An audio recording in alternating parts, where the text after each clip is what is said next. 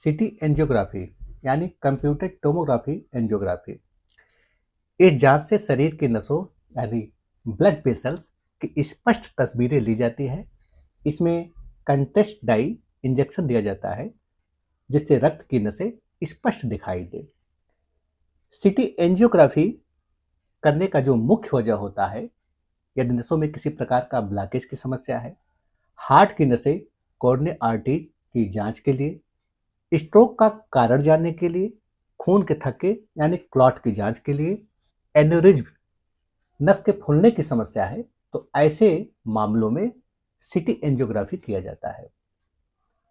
City angiography जो chart है, इसमें पैरामीटर में जो ब्लड वेसल्स है, यदि यह नॉर्मल है तो क्लियर, स्मूथ एंड ओपन ऐसी स्थिति रहेगा।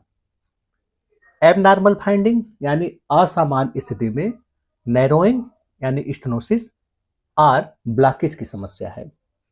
ब्लड फ्लो, यदि यह नॉर्मल फाइंडिंग है तो इसका मतलब है कि नॉर्मल फ्लो रहेगा, तो ब्लड का फ्लो सामान्य रहेगा। एबनॉर्मल फाइंडिंग यानी असामान्य स्थिति में रिड्यूस और ऑब्स्ट्रक्टेड फ्लो यानी ब्लड का फ्लो बाधित हो रहा है या ब्लड का फ्लो धीमे होने की समस्या है। स्टेनोसिस, तो यह भी नो नैरोइंग ऐसी स्थिति होना चाहिए। एबनॉर्मल फाइंडिंग यानी असामान्य स्थिति में पार्शियल नैरोइंग ऑफ वेसल्स की समस्या है। ऑक्लूजन, तो यह भी नॉर्मल है तो नो ब्लॉकेज रहेगा। एबनॉर्मल फाइंडिंग यानी असामान्य स्थिति में कंप्लीट ब्लॉकेज की समस्या है। प्लग, तो यह भी नो प्लग बिल्डअप समान स्थिति में ऐसी स्थिति रहेगा और असमान स्थिति में फैटी डिपॉजिट यानी एथेरोस्क्लेरोसिस यानी वसा का जमा होने की समस्या है। क्लॉट, थ्रोम्बोस, तो यह भी नॉर्मल है तो नो क्लॉट ऐसी स्थिति रहेगा। यदि कोई समस्या है तो ब्लड क्लॉट प्रेजेंट ऐसी स्थिति रहेगा। एन्यूरिज्म, तो नो डायलेशन समान स्थिति है तो ऐसा स्थिति रहेगा। एबनॉर्मल स्थिति में बल्जिंग या बैलूनिंग ऑफ वेसल्स की समस्या है यानी नसों का फूलने की समस्या है। बेसल वॉल, तो यह भी नॉर्मल होना चाहिए। एबनॉर्मल स्थिति में थिकन्ड और इरेगुलर वॉल यानी वॉल की असमान वॉल की समस्या है।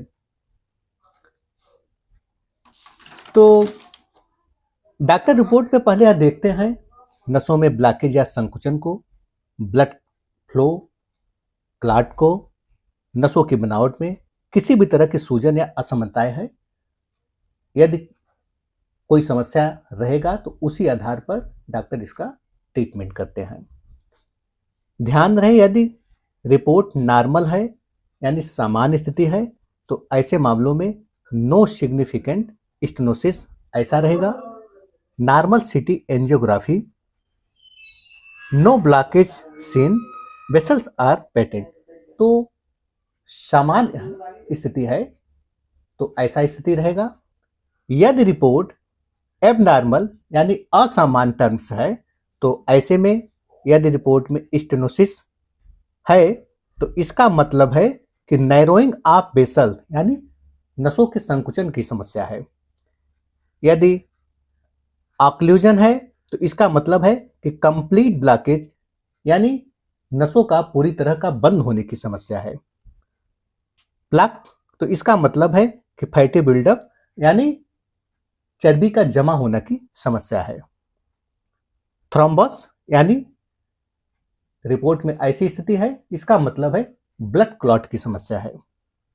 एन्यूरिज्म, अगर रिपोर्ट में ऐसी स्थिति है तो इसका मतलब है वेसल्स डायलेशन यानी नस के फूलने की समस्या है।